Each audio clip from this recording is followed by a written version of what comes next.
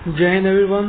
तो आज हम अपने देखेंगे इस क्वांटम सीरीज में यूनिट नंबर 2 जो कि हमारा इंटेल 8086 माइक्रो प्रोसेसर है। तो इसको हम कंप्लीट आज जानकारी इसका करेंगे। तो स्टार्ट करते हैं हम अपने पहले क्वेश्चन से। तो हमारा पहला क्वेश्चन क्या है, गिव द फीचर्स ऑफ 8086 और हमको बताना है, डिफरेंस भी बताना है 8085 और 8086 माइक्रो प्रोसेसर में क्या क्या है। तो हम स्टार्ट करते हैं। तो देखिए 8086 के जो फीचर्स हैं, पहला क्या है 8086 के ये 16 बिट माइक्रो प्रोसेसर होते हैं, 16 बिट के माइक्रो प्रोसेसर होते हैं। और इसमें क्या क्या होते हैं, हमारे ALU होते हैं, इंटरनल रजिस्टर होते हैं, हमारे कुछ इंस्ट्रक्शन होते हैं जो वर्क करते हैं 16 बिट के साथ ही केवल। तो आपको क्या याद रखना है कि ये हमारा 16 बिट माइक्रो प्रोसेसर होता है जिसमें ALU इंटरनल रजिस्टर होते हैं और इसमें कई सारे इंस्ट्रक्शन होते हैं जो 16 बिट बाइनरी वर्ड्स के साथ वर्क करते हैं। तो ये हमारा पहला फीचर्स है। तो उसके बाद हमारा फीचर्स क्या है कि 8086 जो है हमारा वो 16 बिट डेटा बस है।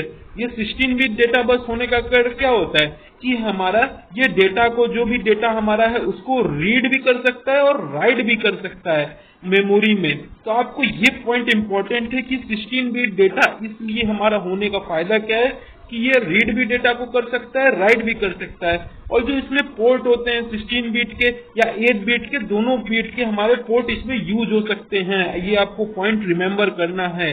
और देखिए जो 8086 होते हैं हमारे, उसमें 20 बिट एड्रेस बस होते हैं। 16 बिट तो डेटा बस होते हैं, 16 बिट हमारे डेटा बस होते हैं और 20 बिट हमारे एड्रेस बस होते हैं। इसलिए हमारा ये जो हम अब यहाँ, इसलिए हमारा जो इसका मेमोरी लोकेशन कहाँ से कहाँ तक रहता है एड्रेस, ये 2 के पावर 20 आप लिख सकते हैं। 2 के पावर 20 को हम लोग 1 MB मेमोरी लोकेशन कहते हैं। यानी हमारा जो 8086 माइक्रो प्रोसेसर है वो 1 MB मेमोरी लोकेशन तक एग्जिस्ट कर सकता है। 1 MB तक इसका है 1 मेगाबाइट तक पावर। फिर उसके बाद आगे बढ़ते हैं कि 8086 हमारा क्या है, मल्टीप्लेक्स्ड एड्रेस है। अब मल्टीप्लेक्स्ड एड्रेस और डेटा बस में क्या होता है, ये हमारा जैसे मल्टीप्लेक्स एड्रेस से मतलब क्या कि डेटा बस और एड्रेस बस दोनों साथ में ये वर्क कर सकता है। और इसमें हमारा एड्रेस बस ज्यादा है, कितने 4 हमारे ज्यादा हैं, इसलिए यहाँ पे हमारा 16 बिट तो डेटा बस और 20 बिट हमारे एड्रेस बस हो गए। और ये मल्टीप्लेक्स एड्रेस होने के कारण ये क्या होता है, हमारा जो एक्स्ट्रा पिन उसे रिक्वायर्ड होता है वो रिड्यूस कर देता है कि which reduce the number of pin needed. जितना हमको पिन जरूरत है बस उतना ही हम करेंगे और एक्स्ट्रा पिन क्या होता है इसमें हमारा रिड्यूस हो जाता है। और ये क्या करता है इसलिए हमारा, लेकिन इसका थोड़ा डिसएडवांटेज भी क्या है कि जो इसमें हमारा इसमें हम जो पिन यूज करते हैं वो बहुत ही कम होता है। तो उसके कारण क्या होता है कि हमारा जो ट्रांसफर डेटा होता है वो थोड़ा स्लो हो जाता है। और जो 8086 माइक्रो प्रोसेसर है जो हमारा, ये रिक्वायर क्या करता है, केवल 33% ड्यूटी साइकिल प्रोवाइड करता है या रिक्वायर होता है क्या करने के लिए, इंटरनल टाइमिंग को ऑप्टिमाइज करने के लिए। ये पॉइंट आपको रिमेंबर करने की 8086 में जो हमारे 1 फेज क्लॉक है उसके साथ हमारा ये 33% ड्यूटी साइकिल प्रोवाइड करता है। किस लिए कि ऑप्टिमाइज करे, इंटरनल जो भी टाइमिंग है उसको क्या करे, ऑप्टिमाइज करे।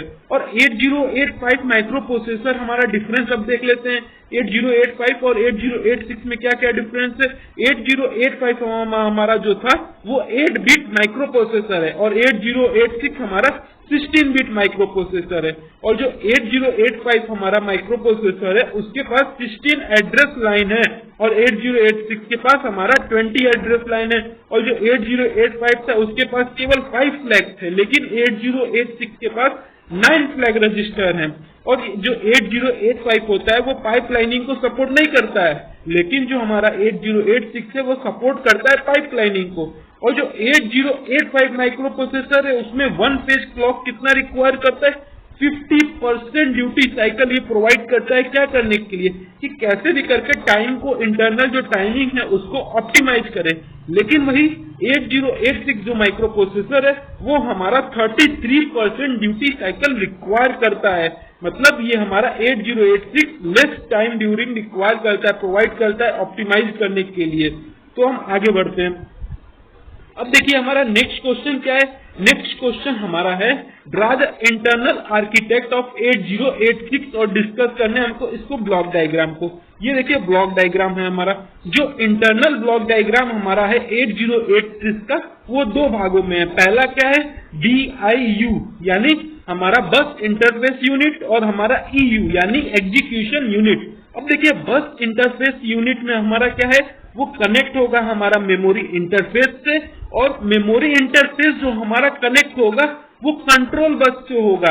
कंट्रोल बस हमारा क्या होगा, इसमें जो भी हमारा कंट्रोल बस है जो कि हमारे बी बस को यानी बी बस और हमारे जो इंटरफेस स्ट्रीम बाइट एक्यून है, जहां से हम डिसाइड करते हैं कौन सा पिन हमको एग्जीक्यूट करना है 1 से लेके 6 तक, वो हमारा कनेक्ट होता है। उसके साथ साथ जो हमारा बी बस है उसके साथ साथ हमारा जो सेगमेंट रजिस्टर है, extra segment CS, ES, SS, DS, IP, जो ये हमारा कनेक्ट है, ये हमारा बी बस के थ्रू और सी बस के थ्रू ये दोनों आपस में कनेक्ट होते हैं। ये तो रहा हमारा पहला पार्ट का, जो कि हमारे सी बस के साथ हमारा कनेक्ट है बी बस, और हमारा जो इंस्ट्रक्शन स्ट्रीम क्यूइन है वो हमारा इससे वो कनेक्ट है। और सेकेंड पार्ट इसका आता है, सेकेंड पार्ट क्या है हमारा, ये एग्जीक्यूशन यूनिट। एग्जीक्यूशन यूनिट में क्या है हमारा, जो एग्जीक्यूशन यूनिट होता है इसमें हमारा एड्रेस बस द्वारा कंट्रोल सिस्टम अटैच होता है, प्लस उसके साथ साथ जो हमारा बी बस का एग्जीक्यूशन होता है वो भी हमारा अटैच होता है किसके साथ, एड्रेस बस के साथ। और एड्रेस बस जो होता है वो हमारा इंटरनल कुछ जनरल फ्लैग रजिस्टर है, जैसे AX, BX, TX, DX है। उसके साथ साथ हमारा जो ALU अरिथमेटिक लॉजिकल यूनिट होता है वो भी हमारा फ्लैग, जो जैसे हम ऑपरेंट या निमोनिक, उसके साथ हमारा वो सिस्टम परफॉर्म करता है। तो आपको पॉइंट क्या याद रखना है कि हमारा जो हमारे दो इंटरनल ब्लॉक डायग्राम है। पहला क्या है हमारा इंटरनल ब्लॉक डायग्राम 8086 में हमारा दो टाइप, पहले हम उसमें दो बॉक्सेस बनाएंगे। पहला बॉक्स जो होगा वो हमारा बेस इंटरफेस यूनिट का होगा और दूसरा एग्जीक्यूशन यूनिट का होगा। बेस इंटरफेस यूनिट में क्या होगा, जो कि मेमोरी इंटरफेस से कनेक्ट होगा और सी बस से वो अटैच रहेगा कौन सा, इंस्ट्रक्शन स्ट्रीम बाइट जो क्यून है, उसके साथ साथ जो बी बस में हमारे कई सारे जैसे ES, CS, SS, DS, IP connect होंगे।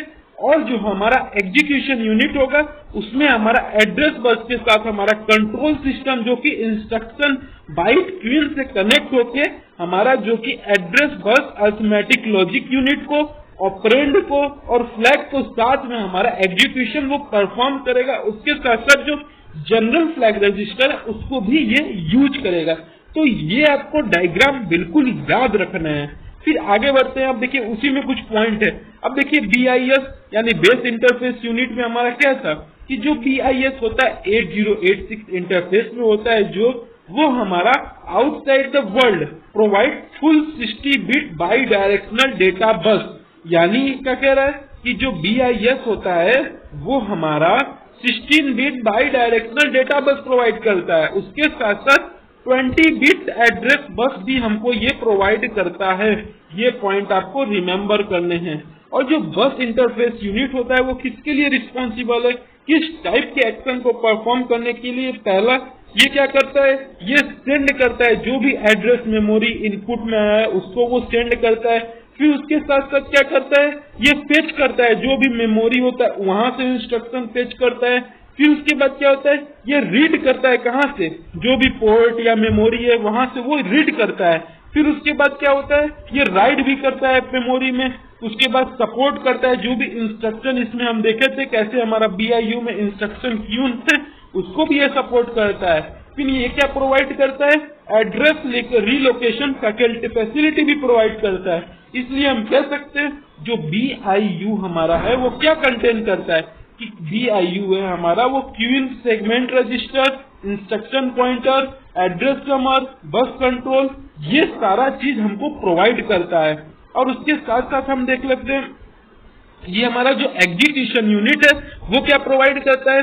जो एग्जीक्यूशन यूनिट है हमारा वो बताता है कि BIU को कहां से इंस्ट्रक्शन या डेटा या कोई भी इंस्ट्रक्शन कैसे उसको फेच करना है। यानी एग्जीक्यूशन यूनिट में हमको क्या प्रोवाइड कि BIU को बताता है कैसे वो इंस्ट्रक्शन को फेच करे या डेटा को फेच करे, फिर उसके बाद डेटा को इंस्ट्रक्शन को डीकोड करे। जब इंस्ट्रक्शन को वो डीकोड करेगा तो उसको फिर बाद में वो एग्जीक्यूट करेगा। यहाँ पे देखिए लिखा भी है कि जो हमारा एग्जीक्यूशन यूनिट होता है वो क्या करता है, एग्जीक्यूशन यूनिट हमको इंस्ट्रक्शन बताता है किस टाइप का डेटा है, उसको किस टाइप का डेटा को फेच करना है, फिर उसके बाद उसको डीकोड करना है, डीकोड करने के बाद कैसे उसको एग्जीक्यूट करना है, वो सारा चीज बताता है EU। और जो हमारा एग्जीक्यूशन यूनिट होता है वो कंटेन करता है कंट्रोल सर्किटरी, इंस्ट्रक्शन डिकोडर और अरिथमेटिकल लॉजिक यूनिट, ये कंटेन करता है। फिर उसके बाद जो रजिस्टर ऑर्गेनाइजेशन होता है इसमें देखिए 4 टोटल पॉइंट आपको याद करने हैं। पहला क्या, कंट्रोल सर्किटरी, फिर इंस्ट्रक्शन को डीकोड किया, फिर उसके बाद उसमें परफॉर्म किया ALU ऑपरेशन, फिर उसके बाद रजिस्टर को ऑर्गेनाइज कर दिया। अब रजिस्टर ऑर्गेनाइज में भी हमारे 3 प्रकार हैं, एक फ्लैग रजिस्टर, एक जनरल पर्पज रजिस्टर और एक पॉइंटर या इंडेक्स रजिस्टर। और जो कंट्रोल जो सर्किटरी था वो हमारा EU से डायरेक्ट इंटरनल ऑपरेशन करने के लिए परफॉर्म करता है, और जो इसमें डीकोडर होता है EU को ट्रांसलेट करने के लिए या डेटा को फेच करने के लिए, कहां से, मेमोरी से फेच करके उसको सीरीज में प्रोवाइड करने के लिए EU एक्शन को एग्जीक्यूशन यूनिट को परफॉर्म करने में ये हेल्प करता है कंट्रोल सर्किटरी। फिर उसके बाद क्या है कि ALU जो होता है हमारा वो 16 बिट डेटा होता है, इसमें 16 बिट का, जो कि एडिशन, सब्ट्रैक्शन, एंड, और, जोर, increment, decrement, complement, shift, binary, ये सारा चीज हमको हेल्प करता है परफॉर्म एक्शन करने में। तो ये हमारा था किसके बारे में, एग्जीक्यूशन के बारे में, बेस इंटरफेस यूनिट के बारे में।